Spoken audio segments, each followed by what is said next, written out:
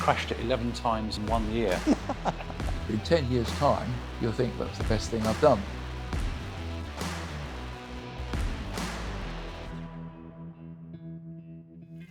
Hey, I'm Tim. This is Howden Originals, where I'll talk to classic car collectors and classic motor traders across the UK. Today, I'm joined by David Wells from Alders Classics. Welcome, David. Morning, Tim. How are you? Very well, thank you. A little bit chilly this morning. A little bit chilly, but it's bright and sunny. So I suppose you'll use this. I'm more of a desk man myself, so yeah, a little bit. Thanks for the coffee. That's a pleasure. So, where did we start? Where did you get into petrol? Where did you get into machines? I was a very keen cyclist. Used to do a lot of time trials with my brother, and but it was a hard slog. You know, I cycled to and from Cornwall, and in about a week. What, from here? No, from Kent. I lived in Bromley in Kent. It's still a long way. Yeah. And I was just envious of anybody who had a vehicle with an engine, mechanical transport. So I thought, right, start saving up for a bike. I was 17. I bought an RD 250 two-stroke Yamaha on my 17th birthday, and it was a bit of a wreck, to be honest. And I crashed it 11 times in 1 year, which was going some. I mean, at what point was that, you know, too many? Surely at 5 you would have stopped. I mean, how do we get to 11? It was my daily transport. Okay. All my friends had bikes. We were quite competitive. We used to kind of go racing around at night, and it was good kind of adrenaline buzz. I kind of going to and from pubs and stuff like that. Got a bit silly in the end. Some friends got killed, and we all did our own kind of maintenance. Like used to do piston rings and things routinely at weekends and stuff like that. And of course, the bike got crashed so many times. There was things got broken, like clutch levers, indicators. So it was just a constant battle to keep the thing on the road. After that, I thought enough's enough. Yeah. And I bought a TR6. That was my first car. Was it? Okay. But that was very ambitious for a first car, and it was an absolute wreck. It was literally falling apart with rust. And what age were you then? Must have been 18 or 19. Yeah, that's a pretty brave first car. It was a bit of a stupid thing to do, quite honestly. And after about 3 months, it was so rusty, the rear axle disintegrated and the diff fell out when I was driving it. Okay. So that was actually a baptism of fire, really. So this is British engineering. So looking around your cars today, there's a lot of British cars. Talk to me a bit about that. What's your passion for British cars? I think someone has to be there to enthuse about British cars. Okay. You know, because people detract from them. They've got a kind of catalogue of issues, things like headlinings going wrong, head gaskets leak quite routinely. They rust very badly. They've got a lot of shortcomings, but they do have quite a lot of character and charm. No, fair enough. I mean, is that what makes you go back for more then? I mean, that sounds like a glutton for punishment to me. I mean, you know, what makes you keep doing that? Is it just the passion of that mark? I think you do identify with a particular mark. I think that's part of the story, but also certain cars remind you of certain eras. Like I like the 70s for music. You know, a lot of the great bands came from that period, and to me there's quite a strong association with the vehicles of that time and the culture and the cars, and it's all kind of hand in glove. And I think about, I've got a Mustang, Ford Mustang, which is actually a 90s Mustang. Yeah. But really when I think of Mustangs, I think of the late 60s, early 70s, and you had films like Bullet, Steve McQueen, and there was The Duel and Vanishing Point, really great American road movies. So I tend to find that when I drive that car, I put the doors on, listen to the Doors, or maybe Steely Dan, just kind of puts you in that kind of mindset, which is I find very relaxing. No, fair enough. And what tracks do you go for in the British marks? I mean, what's your go-to driving bit of music? People say, what's your favourite group? And that kind of varies with me from month to month. But I like The Who a lot. Yeah. I like Deep Purple, I like the Stones, I like the Beatles, you know, all those iconic British groups. No, fantastic. You've spoken about motorbikes and your ability or inability to ride them, and the fact you were a dispatch rider. How did you then set up in business? Talk to me a bit about Alders Classics and what you do. Well, I've been sort of messing about with cars and bikes all my life, really, on and off, and that sort of culminated in doing my own repairs and things like that when I was younger. I mean, now luckily my job's more administrative, and it's kind of doing more paperwork and customer liaison and that kind of thing. Yeah. But earlier on, it was kind of a bit more hands-on, and getting your hands And when dirty, did you doing start? head gaskets and things. Yeah. When did you start? What how long ago was the business set up? We actually moved to Norfolk about 20 years ago. Okay. Originally, I'm actually from Kent, but got frustrated down there with a number of speeding tickets and parking fines and all the paraphernalia, car being broken into. Yeah. But Norfolk's a better area. It's much more, it's kind of like going back in time 20 years, and there's very little crime. People don't lock their doors, leave their house open all week and don't worry about it. No, And fair enough. great roads up here. I actually live in Dereham, which is about 25 miles from here. Okay. But there's a little B road, B1135. It's just a meandering little road that goes to Wymondham, then over to Dereham, and it's just great driving.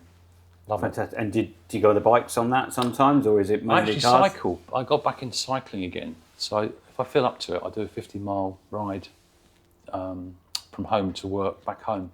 That's pretty impressive. So what kind of client base have you got, and what kind of services can Alders Classics offer to people? The majority of our customers are just sort of one family, one car owners. Sometimes it's a kind of a husband and wife enthusiasm, not in all cases. Other customers have got big collections, maybe 3, 5, even 10 cars. And really the business has kind of evolved around their needs. And we probably just start off by doing bits of paintwork, servicing, things like that. But then that kind of evolved into more of a complete restoration, where it's a lot more complex when you're actually taking a car, completely dismantling it, putting all the parts into boxes, labelling all the boxes up, putting them into a container, photographing everything. Some jobs have actually taken over 1,000 photos for one particular project. And people ask you for new things all the time. They might say, can you do a custom exhaust, or can you do some uprated brakes, or how about a whole new interior? So really, things have just improved as they've gone along. Like we put headlinings in, change windscreens. I think we're a lot more versatile now. Yeah. So, but classic car ownership, obviously that's what drives your business. That's what keeps you paying the bills. So talk to me a bit about what you think motivates people to buy a classic car. I think in a lot of cases it's nostalgia, and people go back to cars that they used to have in a particularly enjoyable part of their life. Maybe it could be related to a particular decade. It may be that they aspired to a car that they couldn't afford back then, but sort of 20, 30 years later, they can actually get the car of their dreams. So it might be fulfilling that ambition. And how do you manage that ownership expectation? I mean, if I desired a car and I came to you, David, and said, right, this is the car, at what point do you say, Tim, that you've bought a bag of spanners here? You can certainly overspend. You can buy a very rough example of a car and think we bought it cheap. But that really is a mistake in most cases. Really better off to buy the most expensive car that you can afford and then probably spend less on repairing it subsequently. Enough. Yeah, I mean, that makes total sense. And what about the kind of investment piece? Some people are drawn to buy a car because that's what they remember as a kid. But there's going to be an element of people that want a quick return on their investment. Is that, how do you manage that? How do you manage people's expectation on investment? I think you have to be very shrewd to actually succeed in doing that. I mean, a few people certainly do, but you need to pick something that's very, very rare and something that's currently out of fashion, but something you project that in a few years' time, people are going to actually want to buy that car for whatever reason. So really, the classic car cycle, it kind of rolls forward, and probably the most collectible cars are not kind of 50s and 60s cars now, but more the kind of 80s, 90s cars, because people are going to aspire to own that kind of a car. Yeah, I think you're right, and I think that's just naturally part of succession, isn't it? No, you've got people in their 40s, 50s, 60s that are now looking at their poster cars, which would be, whatever they had from the 80s and 90s. Yes. So putting you on the spot a little bit, I mean, where do you see good investments going now? What kind of marks, what kind of future do you see? I mean, I'm not expecting you to have a crystal ball here. No. What's your gut feeling on where things are going? I think because people are very focused on a clean environment, probably some smaller engined cars possibly, because a lot of big V12s, Jags, Astons, whatever, Rollses, they get a very bad press because people think they're just big gas guzzlers. But it's slightly ironic because a lot of those cars that we see don't do more than, say, 500 miles in a year, or 1,000 miles between services. So it's actually almost negligible. They don't really cause much pollution. And you actually, if you think about it, you actually very rarely see them out on the road. No, that's true. Or they're broken down. Yeah. That's the other. By the side of the road. Is there anything you can do, if you own a classic car and you're worried about that, is there anything you can do to make it more friendly to the environment? What your thoughts on synthetic fuels, for example? I don't know. I think it's depends on the individual. If it's going to be a daily driver, you've got to think very long and hard, because a lot of these cars, I mean, I like British sports cars, but they all leak like a sieve. Yeah. So every morning in the winter, you get in and the whole windscreen's steamed up, the side glasses are steamed. Yeah. Then you've got to hope whether the heaters still work from the last time you drove it, and it can become very frustrating. So ideally, it's something you want to garage and just bring out at the weekends and for holidays. No, fair enough. I couldn't get you to commit on a definite investment opportunity, but I can't help but notice you've got quite a lot of Lotus Elans. Do you want to talk to me a bit about the Lotus Elan? I've got 3 Lotus Elans, Tim, as you pointed out. I think that's going to be my punt for the future. It's only just a guess, like you might pick a stock that you think will do well or whatever. But the first thing is they won't rust, because that's the biggest killer with all classic cars. The chassis potentially could rust, but it's actually galvanised steel, so it's actually very well protected. So what are the good things about the Elan, and what are the pitfalls? They were generally hated by the public, motoring public, because they were a front-wheel drive.